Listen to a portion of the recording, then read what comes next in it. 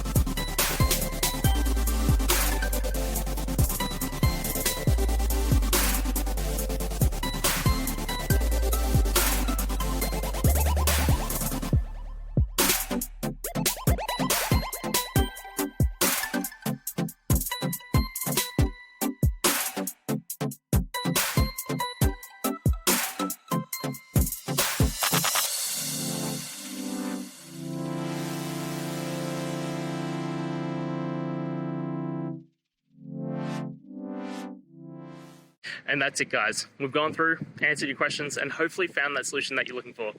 If we did, please hit subscribe. I'd really appreciate it. And until the next time you need technical help, I hope you have a good one.